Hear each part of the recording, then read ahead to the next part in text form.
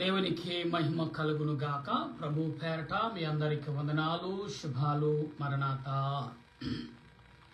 ప్రభునందు ప్రియా దేవుని సంగమా, దేవుని బిడ్డలారా, ప్రభు పేరట మీ అందరికి వందనాలు, శుభాలు, వందనాలు, మరణాత తెలియపరుస్తున్నాను. ప్రియులారా, బాగున్నారా? మరొక దినమున దేవుని వాక్యం నూతన అధ్యాయంలోకి మనం ప్రవేశిస్తున్న అపోస్తుల కార్యములో నుండి అపోస్తుడైన పౌలు కొన్ని సంఘాలకి పత్రికలు రాశాడు. ఇక రోమా పత్రిక నుండి మనం చదువుతున్నాం. ఈ మాటలు మనం చదువుకుని చుండగా దేవుడు అనేకమైన విషయాలు మనకు బయలుపరుస్తున్నారు. గనుక మనం ఈ రోమా సంఘానికి పౌలు గారు రాసిన మాటలు మనం వింటున్నాం. ఎటువంటి మాటనంటే ఇక్కడ అనేక రీతిలుగా పౌలు గారు మాట్లాడుతున్నారు. ఈ రోమా సంఘానికి రాసిన పత్రిక అనేకమైన విధములుగా కనబడుతున్నాయి. గనుక ప్రియులారా, మనం ఆలోచన కలిగి ఈ పౌలు గారు రాసిన ప్రతి మాట అనేక విషయాల నిమిత్తము పౌలు గారు మనకు మాట్లాడుతున్నారు. గనుక ఈరోజు ఈ పాఠం గురించి ప్రార్థన చేసుకుందాం. ప్రార్థన.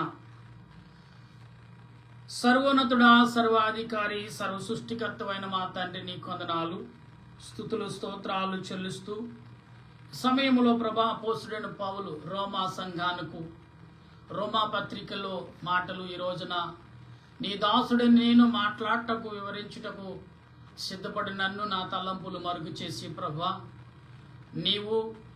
మీరును మా తండ్రి గారును పరిశుద్ధులు, దేవదూతులు, శరేబులు, కరీబులు, 24 పెద్దలు, 4 జీవులు, 12 ఆత్మలిక ఆదరణ, ఆత్మీయ బలమును, ఆలోచన క్రియలు తోడుగా ఉంచి నడిపించి బలపరచుమని, నీ ఆలోచన యావత్తు నడిపించి బలపరచి ఆదరించుమని ఆత్మరూపుడు రక్షణకర్త అయిన దేవదేవుని నామమున అడిగి బ్రతిమాలి ప్రార్థన చేయొచ్చు. దేవా, నీ దాసుడి నన్ను నీ వాక్యము చేత నింపి బలపరిచి నడిపించును గాక. ఆమేన్. మన తండ్రి అయిన దేవుని సన్నిధి సహాయం మనకు తోడుగా ఉండి ముందుకు నడిపించును గాక. ఆమేన్. ప్రియులారా, ఈ రోమా సంఘముకు పౌలు గారు ఒక పత్రికను అందిస్తున్నాడు ఈ రోమా సంఘానికి. ఎందుకంటే మరలా ముందుగా కంటే ఇప్పుడు చాలా ప్రాముఖ్యంగా పౌలు గారు ఈ రోమా సంఘానికి మాట్లాడుతున్నాడు. ఎలాగంటే రోమిలు రాసిన పత్రిక ఈ మొదటి అధ్యాయము మనం చదువుతున్నప్పుడు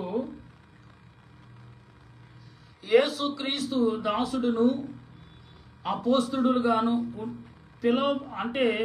అపోస్తులుడుగా పిలువబడిన రాసిన దేవునికి సువార్త నిమిత్తము ప్రత్యేకింపబడిన వాడినైన పౌలు రోమాలో దేవుని పిల్లలందరికీ అంటే ఇక్కడ చూడండి ఏమన్నాడు చూసారా? రోమా సంఘములో ఉన్న దేవుని పిల్లలందరికీ శుభమైనది రాయగా, అంటే దేవుని పిల్లలు అనబడిన వారు రోమా సంఘములో దేవునికి లోబడి, దేవుని ఆలోచనకు లోబడి, దేవుని యొక్క తలంపుకు లోబడి, దేవుని యొక్క ఉద్దేశానికి లోబడి మాట్లాడుచున్న వారి విధాము ఎలాగున్నది అంటే ప్రియులారా, మనం ఒకసారి ఆలోచన కలిగి ఉండాలి. ఎందుకంటే దేవుడు తన వాక్యమును బట్టి ఆలోచన క్రియలు కలిగి మనం మాట్లాడుచున్నాం.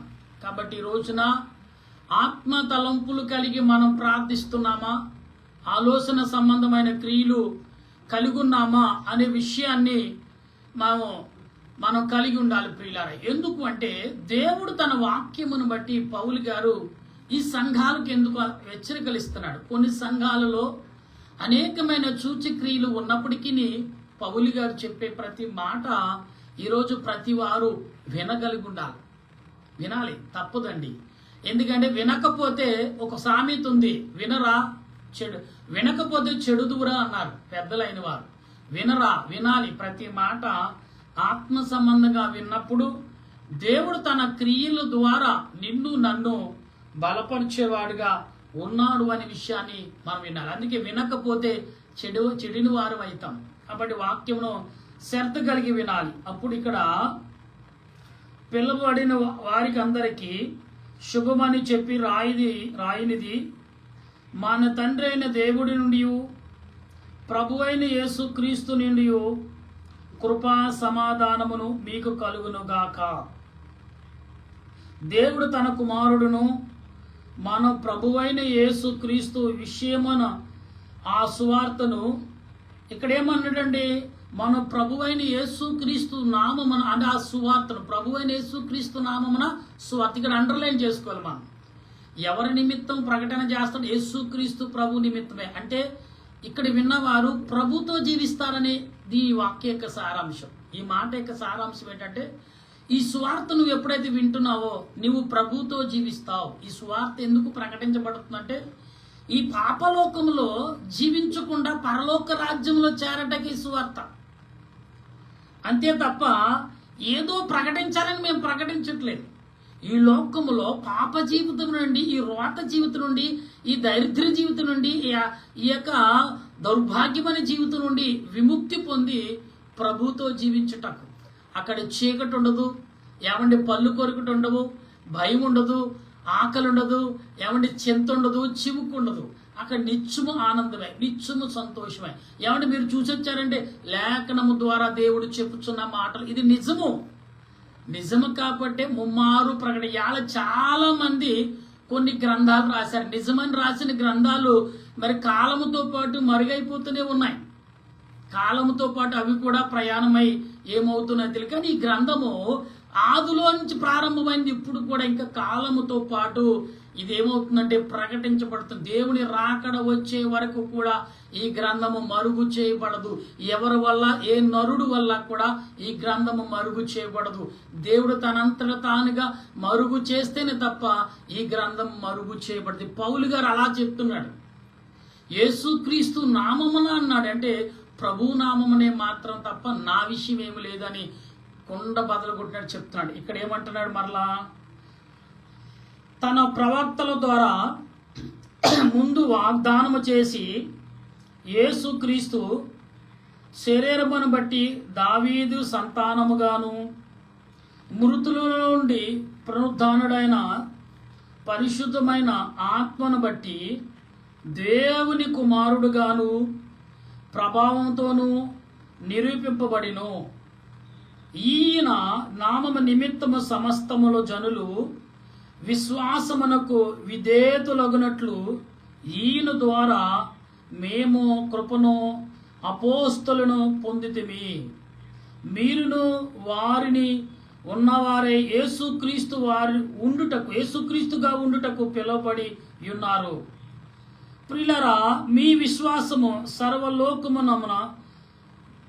విశ్వాసం సర్వలోక అంటే ఎలాగంటే మీ వలన, అంటే మీ ద్వారా ప్రభువు ప్రకటించబడుతున్నాడు తప్ప మీరే ప్రకటించాలంటున్నాడు. మీ ద్వారా అన్నాడు అంటే మనం ప్రభువుని అలంకరించుకున్నాం కాబట్టి మన ద్వారా ప్రభు అంటున్నాడు. పౌలు గారు అంటాడు మీ ద్వారా, అంటే ఇక్కడ రోమా సంఘానికి ఎందుకు చెప్తున్నాడంటే మీ ద్వారా ప్రభు వెలిగించబడాలి, మీ ద్వారా ప్రభు హెచ్చించబడాలి, మీ ద్వారా ఇతను ప్రభువుని ఎరిగిన వాడని నీ నడకలో, నీ మాట తీరులో, నీ ఆలోచనలో, అన్ని విషయాల్లో ఏమై ఉండాలంట, మనము అట్టి సమయము అట్టి విధానము కలిగి మనం ఉండాలనేది ప్రభు లేఖనం చెప్తుంది. పిల్లరా, ఈ సమయంలో మనం ఆలోచించినప్పుడు దేవుడు తన క్రియను ఏ రకంగా మనకు అందిస్తున్నాడు అని విషయాలు మనం గమనిస్తూ ఉంటే దేవుడు సంపాదిస్తున్న ప్రతి మాటను మనం అర్థం చేసుకునే వారిగా ఉండవలసిన వారమైనాం. మీ అందరి నిమిత్తము యేసుక్రీస్తు ద్వారా నా దేవునికి కృతజ్ఞతాస్తుతులు చెల్లించుచున్నాను.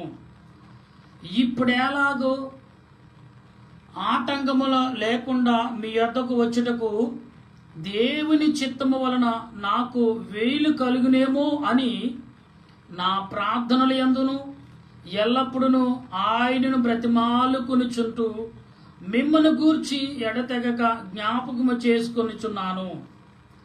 ఎందుకు ఆయన కుమారుడును సువార్త విషయమై నేను నా ఆత్మయందు, చూడండి ఇక్కడ ఏమంటున్నాడు, ఆత్మయందు నేను దేవునికే సాక్షినైన, ఆత్మ ద్వారా శరీర సంబంధంగా కూడా నేను దేవునికి సాక్షిగా మీ మధ్యకు వచ్చుచున్నాను, లేకపోతే మీ మధ్యన నిలుస్తును, లేకపోతే ఈ మాటలు ఆయన మాటలుగా నిలుచునుగా. కానీ ఇక్కడ ప్రార్థన చేస్తున్నాడు పౌలు గారు. చూసారా ఎంత చక్కటి మాటలు చెప్తున్నాడు మనకు. గనుక ఈ రోజున వింటున్న మీరు కానీ నేను కానీ చక్కటి మాటలుగా మనం భావించి కలిగి ఉండాలి ప్రియులారా.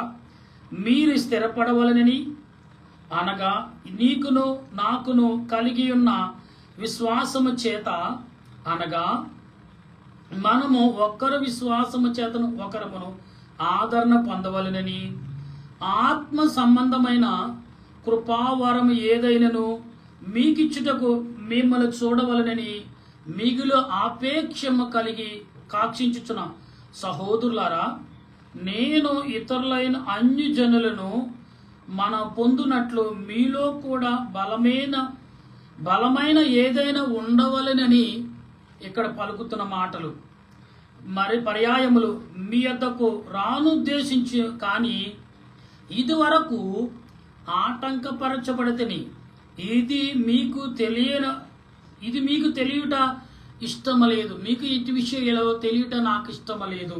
క్రీస్తు విషయమై క్రీస్తు దేశస్థులకును గ్రీసు దేశస్థులకు గాని జ్ఞానులకును మూఢులకును నేను రుణస్థులను కాగా, నా వలన నేను ఎంత మట్టుకును రోమాలో మీకును సువార్త పని నిమిత్తము సిద్ధముగా ఉన్నాను. అంటే రోమా సంఘంలో సువార్త ప్రకటించకు దేవుని యొక్క మాటలు నేను ఎటువంటి ఇబ్బంది కలగకుండా మీకు ప్రకటించుటకు మీ మధ్యకు వచ్చుచున్నాను.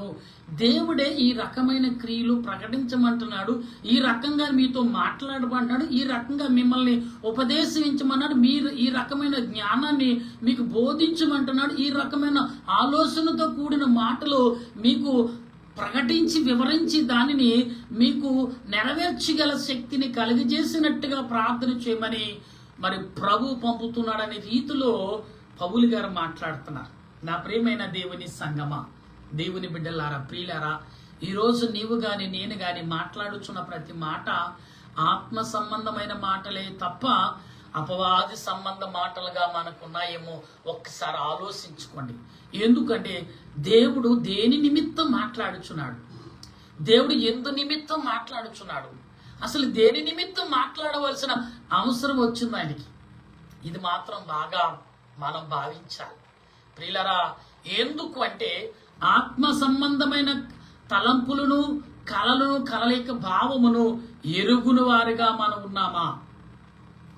ఆత్మ సంబంధమైన క్రియలు కలిగిన వారిగా మనం ఉన్నామా అంటే అవును అనే రీతిగా ఎక్కడో 1% కనపడుతుంది, కాదు అనే పరిస్థితులే ఈనాడు ఎక్కువ కనపడుతుంది. అందుకే తినుము తాగము సుఖించుచున్నా మనము పెళ్ళిళ్ళు చేసుకున్నా, విందులు వినోదాలు చేసుకున్నా, దేవుని యొక్క పిలుపును, దేవుని యొక్క రాకడను, దేవుని యొక్క ఉద్దేశము, దేవుని యొక్క వాక్యము, దేవుని యొక్క గర్దింపు, దేవుని యొక్క పిలుపును కూడా మనం గ్రహించలేని పరిస్థితుల్లో ఉన్నామనేది ఒకసారి మనం గ్రహించాలి. ఈ సాయంకాల పూట ప్రభునందు ప్రియ దేవుని సంగమా, దేవుని బిడ్డలారా, ప్రభు నీతోటే మాట్లాడుతున్నాడు అనే విషయం మర్చిపోతున్నారేమో గమనించండి ఒకసారి. దేవుడు మాట్లాడే ప్రతి మాట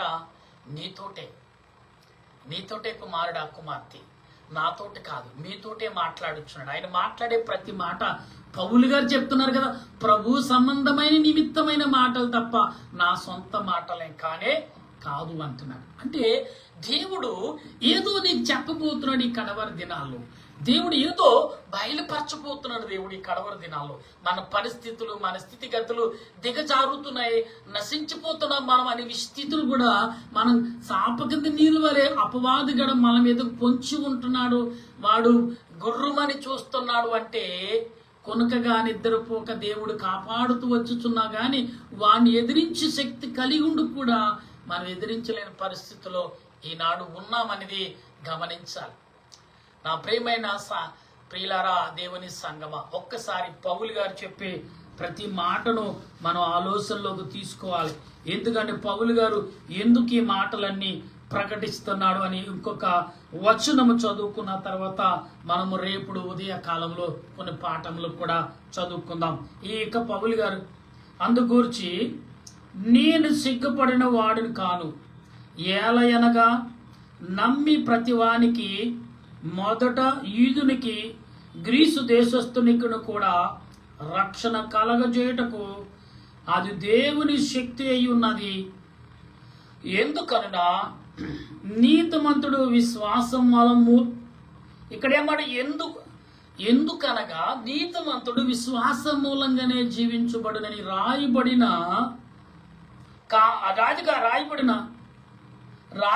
అధికారాన్ని బట్టి, విశ్వాసమును బట్టి అంతకంతకు విశ్వాసమును కలుగునట్లు దేవుని నీతి దాని యందు బయలుపరచబడుచున్నది.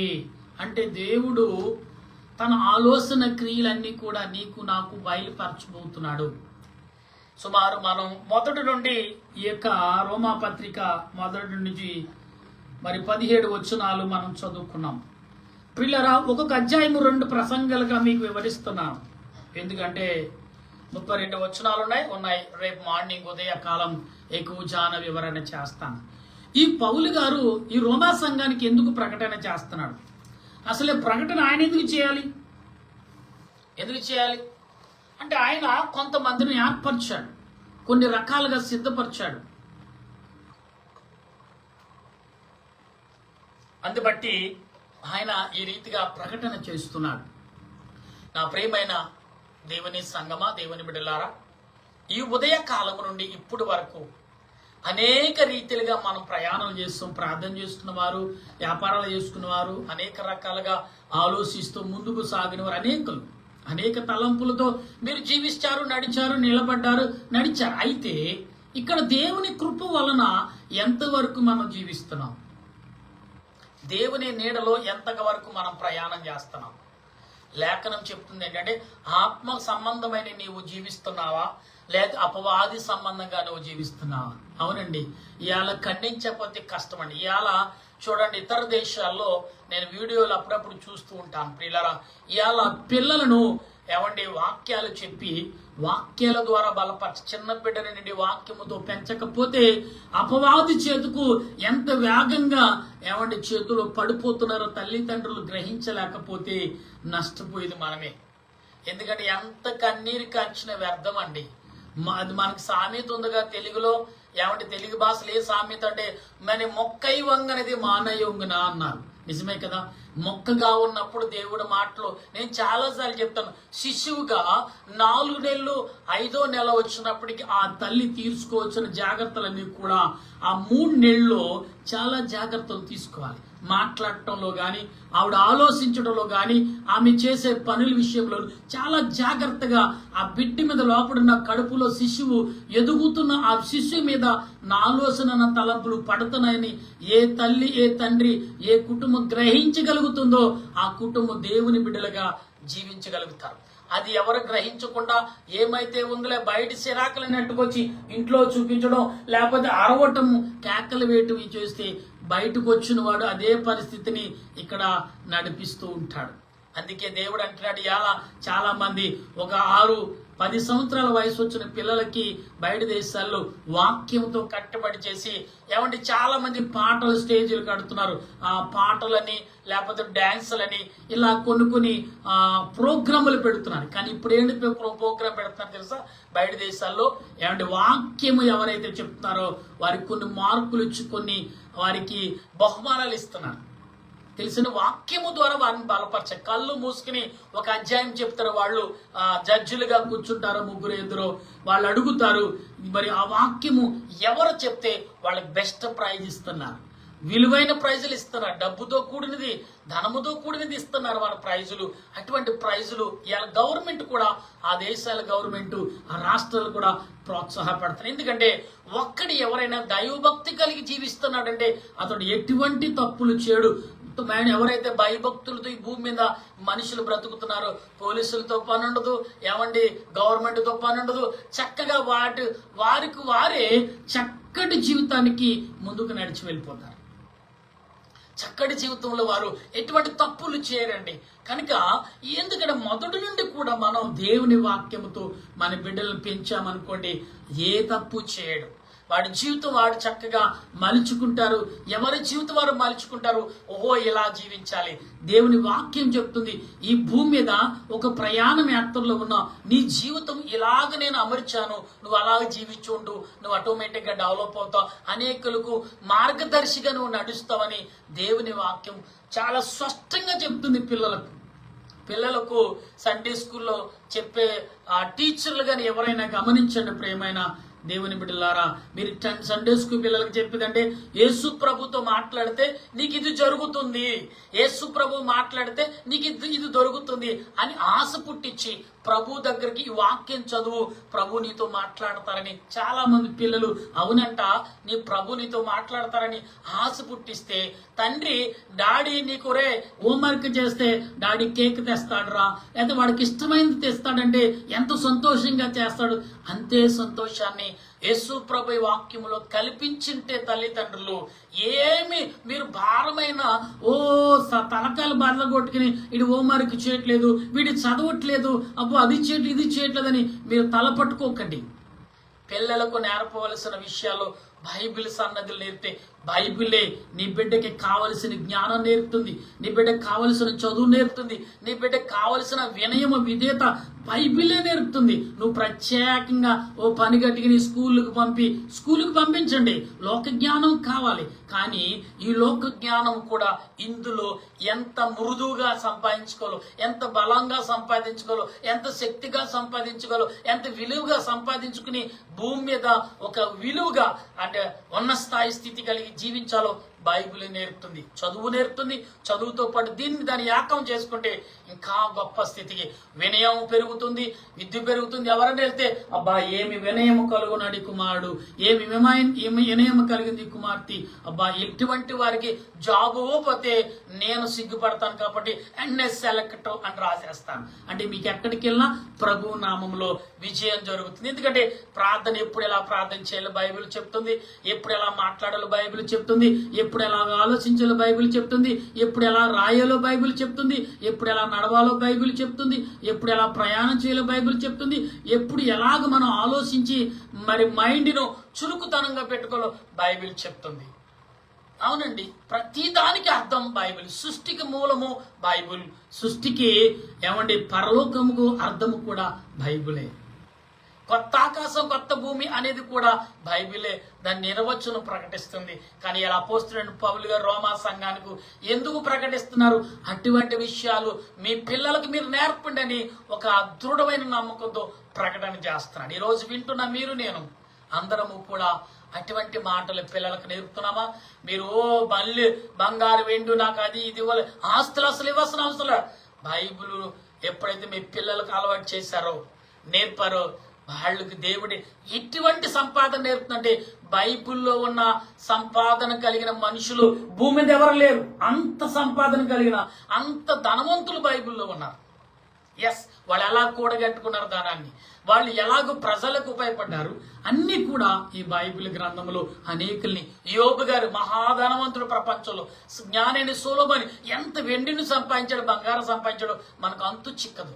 అంత ఆస్తుపరులు ఇవాళ బైబిల్లో మనకు ఉదాహరణగా వారు ఉన్నారంటే, నీవు నీ కుమారులు నీ కుటుంబం నీ పిల్లలు నీ కుమార్తెలు కానీ నీ బిడ్డలు కానీ మరి అటువంటి ఉదాహరణగా ఈ ప్రపంచంలో జీవించవద్దా? జీవించాలంటే రండి అందరు కలిసి ప్రార్థన చేస్తాం. అటువంటి కృప దేవుడు మనందరికీ అందించును గాక. ఆమె ప్రార్థన. ప్రేమగల మా ప్రభు, నీ కొందనాలు ఇంతవరకు మాతో మాట్లాడావు. కొన్ని 20 నిమిషాలు నీతో మాట్లాడాం. నీ మాటల ద్వారా మేము మాట్లాడుకున్నాం. నీ మాటలను బట్టి ప్రభు ఎలా జీవించాలో ఎలా నడవాలో లేఖనం స్పష్టంగా ప్రకటిస్తుంది. ప్రతి పండుగలు వస్తున్నాయి, ప్రతి సంవత్సరం కొందరు ఉంటున్నారు, కొందరు ఉండట్లేదు, కొందరు ఆరోగ్యంగా ఉంటున్నారు, కొందరు అనారోగ్యంగా ఉన్నారు, కొందరు లెగలేని పరిస్థితి, కొందరు స్థితులుగా సరిలేక మూలన పడి బాధపడి కన్నీటితో దుఃఖముతో వేధించిన వారు ఎందరో ఉన్నారు. కానీ మొదటి నిండించిన నాటి పిల్లలకైన వారికి ఎప్పుడైతే తల్లిదండ్రులు తండ్రి బైబిల్ యొక్క గుణపాఠము నేర్పుతున్నారో అప్పుడే ప్రభా పౌలు గారు చెప్పుచున్నట్టుగా, పౌలు గారు నేర్పుతున్నట్టుగా, పౌలు గారు ప్రకటించినట్టుగా మేమును నేను యేసు నామమున తప్ప నాదేమీ లేదు అని ప్రకటించిన ఈ ప్రకటన అంతటా కూడా గ్రహించగల మనసును, ఆలోచించగల మనసును, యోచించగల మనసును ప్రతి వారికి అందించి బలపరచు నడిపించమని నీ దీన దాసుడి నన్నును నా కుటుంబాన్ని బట్టి, ఇదిగో నా దేశ ప్రజలను, నా దేశ పెద్దలను, నా దేశ నాయకులను బట్టి, నా దేశంలో ఉన్న మిలిటరీ వారు, నా దేశంలో ఉన్న పోలీస్ శాఖ వారు, నా దేశంలో ఉన్న డాక్టర్లు, నర్సులు, పారిశుద్ధ వారు, కార్మికులు, రైతులు, ఇలాగ ఎందరో ఉన్నారు ప్రభా. వారందరి మీద నీ ఆత్మను కుమ్మరించుదువు గాక. దేవానికి స్తోత్రాలు చెల్లిస్తున్నాను ప్రభువా. నీ కొందనాలయ్యా. ఈనాడు నా దేశంలో 140 కోట్ల ప్రజలు, ఈ ప్రజలందరూ నీ రెక్కల చాటుకు రావాలి. వచ్చే దినము వచ్చును గాక. అందరు నీ వైపు చూచుదురు గాక. నీ మహిమ మేఘానికి రెక్కలు ధరించుకుని నీ రాజ్యములో ప్రవేశించుదురు గాక. వీరందరి కొరకు నువ్వు రక్తం కార్చి నీవు బాలుడిగా మా మధ్యకొచ్చుచు గొప్ప క్రియలు చేస్తున్నా ఈ కార్యాలన్నిటిని బట్టి వందనాలు చెల్లిస్తూ నీ ఆలోచన, నీ క్రియలు, నీ తలంపులు అన్ని వేళలా మాకు అందించుమని మా రక్షకుడును ప్రభు అయిన యేసు క్రీస్తు పరిశుద్ధమైన నామములో ప్రభు అడుగుచున్నాను. దేవా, ఇదిగో గుడ్డివారు, చెవిటివారు, మూగవారు, వికలాంగులు, అనాథులుగా, భాగ్యులుగా ఉన్నవారు అనేకులు ప్రభా. దేవా, ప్రతి వారిని పేరు పేరున నీ ఆత్మ చేత నింపండి ప్రభా. కుటుంబంలో కలహాలు కలిగి, ఆర్థికంగా ఇబ్బందులు కలిగి, శోధన కలిగి, వేదన కలిగి, ఉద్యోగం లేక నా ఇదిగో తండ్రి ప్రభా, మరి నాయన గృహాలు లోన్లు కట్టుకోలేక బాధపడుతూ ఈఎంఐలు కట్లగా లాడిపోతున్నారు. బాగుందని, ఒక సంవత్సరం బాగుంది కదని ఏదో రకంగా ఈఎంఐ ద్వారా ఏదో ఒక వస్తువును, ఒక గృహాన్ని, ఒక స్థలమును కొనుక్కుంటే అది స్వాదనగా మారిపోతే ఎంత బాధ తండ్రి. అటువంటి వాటి నుండి అందరిని విడిపించి కాపాడి బలపరచమని ప్రభువును రక్షకుడైన యేసు క్రీస్తు పరిశుద్ధమైన నామమున అడిగి ప్రార్థన చేయుచున్నాను మా పరమ తండ్రి. ఆమేన్. పరలోక మా పరమ తండ్రి, నామను పరిశుద్ధపరచునుగా, నీ రాజ్యం వచ్చునుగా, నీ చిత్తం పరలోకమందు నెరవేరినట్లు భూమి యందు నెరవేరునుగా. మా అందరులను మాకు దయచేసి మా ప్రార్థన చేసిన వారిని క్షమించిన ప్రకారం మా ప్రార్థన క్షమి శోధనగా కీడు తప్పించు రాజ్యము, శక్తి, మహిమ నిరంతర నీవు నావు తండ్రి. ఆమేన్. ఏసు రక్తమే జయం అపవాదికులం, ప్రవేశ రక్తమే జయం అపవాదికులం, ప్రవేశ సంపూర్ణ విజయం అపవాదికులంత నాశనం. హల్లెలూయా, హల్లెలూయా, హల్లెలూయా. స్తోత్రం, స్తోత్రం, స్తోత్రం. ఆమేన్, ఆమేన్, ఆమేన్. మన తండ్రి అయిన దేవుని ప్రేమ, త్రియేక దేవుని సన్నిధి, పరిశుద్ధాత్మీయక అనేక జీవితం ఇప్పుడు ఎల్లప్పుడు సదా తోడుగా ఉండి రక్షణ, ఆదరణ, మేలుకరముగా, దీవెనకరముగా, ఆశీర్వాదకరముగా ఉంచని రాకడకు సిద్ధపరచును గాక. ఆమేన్, ఆమేన్, ఆమేన్. మీ అందరికీ వందనాలు. మరణాత.